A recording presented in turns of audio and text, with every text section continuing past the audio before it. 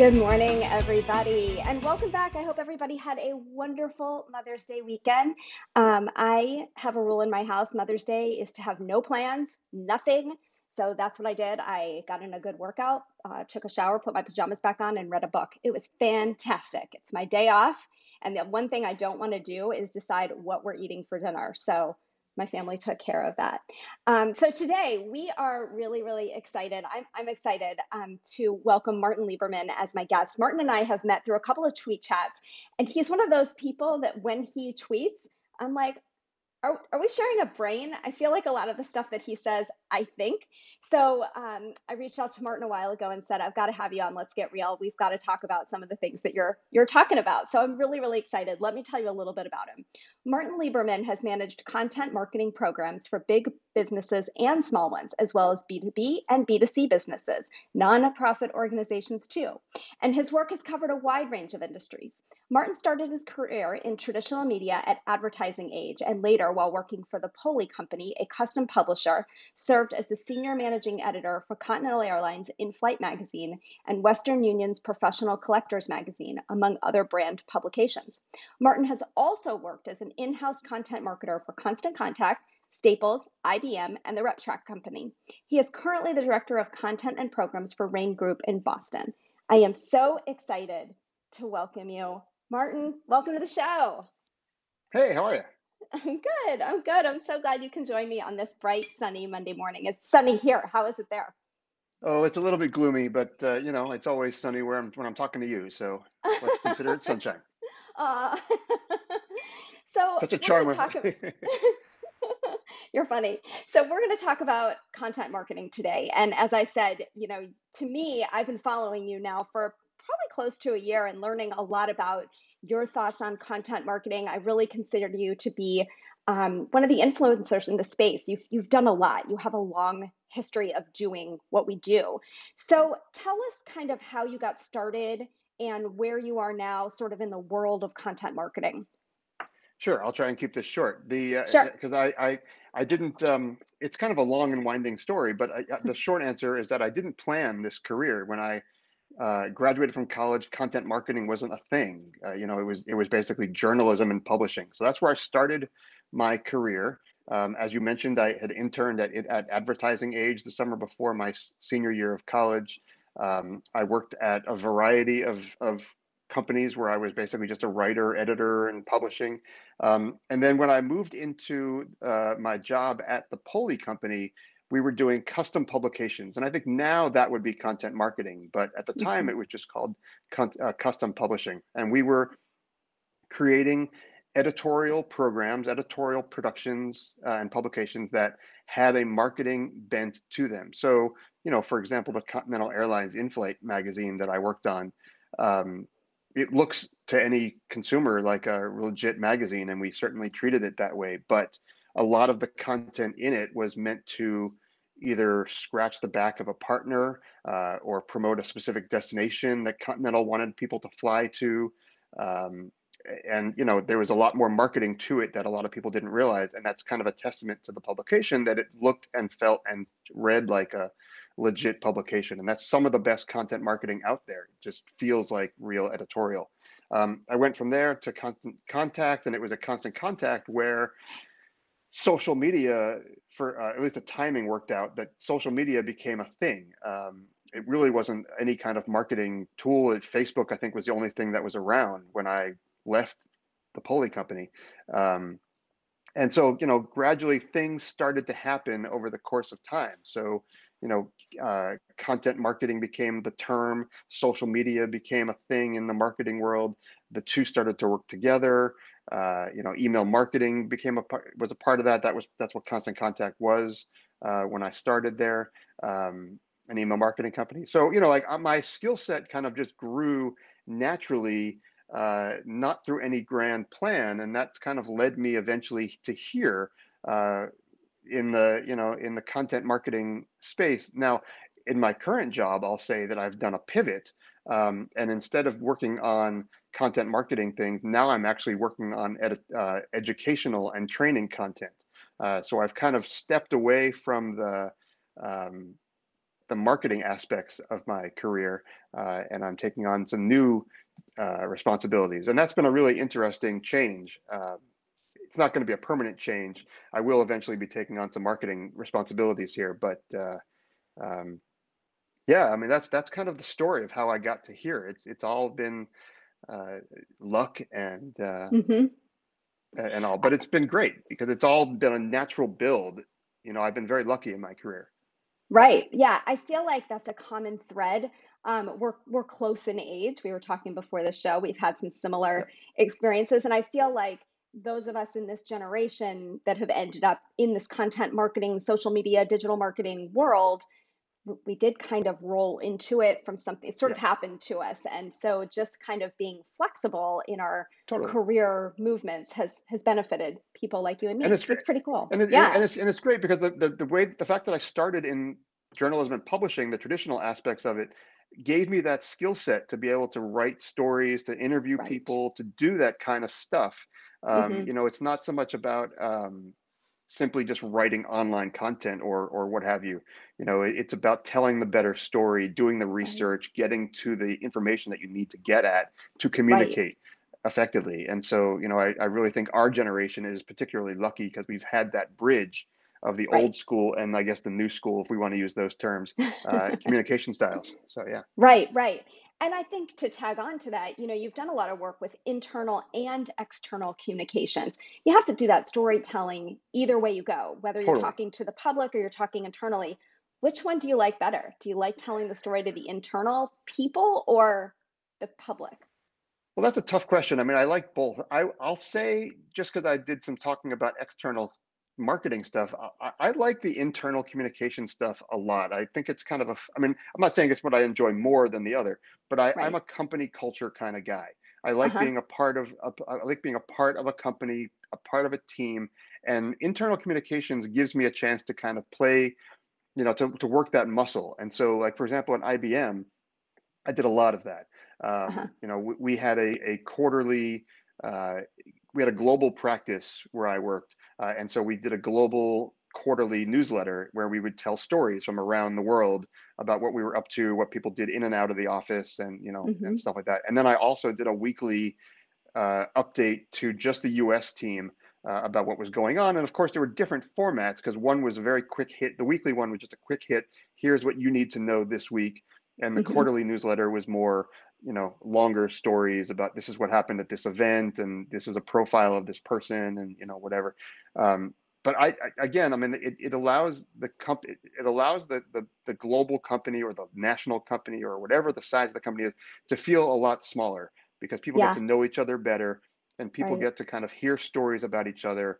Um, and it's kind of the kind of stuff that you don't, things move so fast. And Yeah. so internal communications plays such an important role when it's done well, um, to kind of bring people together and kind of create more of a cohesive team because people are more on the same page than they might have been without it. Right. Well, and with this theme of keeping things real, I mean, what a great opportunity. If you're managing internal Yeah. communications, you can develop this awesome personality for Yes. inside that's, meant for that audience. That's awesome. Yeah, Very cool. and not to toot my own horn, I mean, like when I left my job at IBM, I received a number of different emails from people that said that they were going to really miss the weekly updates because, like it made them feel like they were still part of this small thing, because I would impart my own personality into it when I could. Right. And so, when that kind of component goes away, it's missed. Yeah. So, Yeah, absolutely. Yeah, it takes a yeah, special skill to be able to do that, make people feel comfortable in that voice. So, yeah, one of the things we talk about, and I know we've tweeted about this and we've talked about it on chats, is the concept of audience versus community. And it's something that oh, I work totally. to educate clients. They are different. And Yeah. so I want to kind of see how you define each and what you think the purpose of each of them is. Sure. Yeah. No, well, I mean, it's all about mindset, right? So, Hmm. when you it's not just audience or community. It's also words like to or at and with. Hmm. It's Hmm. all about kind of how you're communicating. Are you pushing things at people? Are you talking at them? Are you, or are you communicating with them? Right. An audience is very passive. They're just kind of receiving information, whereas a Hmm. community is a lot more actively engaged in the content. There is an I don't know if an expectation is the right word, but there is an enablement, I suppose, of conversation. So, Right. the way that content is shared, whether it's because of the context that's added or the questions that might be added, however the content is shared, it's clear that there's an invitation to the person who's consuming it, that we want you to not just read it or watch it or whatever, but to actually be part of the content experience. Right. Um, so I am a much more in favor of community for that respect, because I think social should be more social. Agreed. And surely, sure, I mean, some content doesn't need a community or social aspect to it. It's just about communicating information. But Right. the way to build relationships is to treat social media and content sharing on social media as a community activity. Content, it's a cliche, but content can be the currency to get you into conversations. Right. It kind of helps you to start those conversations sometimes if you have nothing else to say. Right.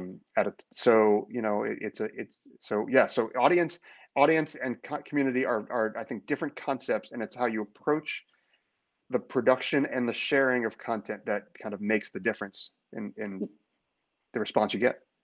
Yeah, I agree. And I think some of that has to do with how you are putting content out there. If you're just, Yeah, let's say, pushing out a tweet that doesn't mention anyone, that doesn't tag anyone, that isn't part of a conversation, that's yeah, just pushing to an audience. But if you can start, what I always tell young companies getting involved, specifically on Twitter, but really on all of them, is if you can start talking to people directly, mention them, tag them, get in on a hashtag, yeah, then you're part of a conversation, and that can help build that groundswell, that community where you're a yeah, person, you're not a yeah. I mean, brand that does voice. it. That does it. The other thing is to simply just share the aspect of the content that appeals to you.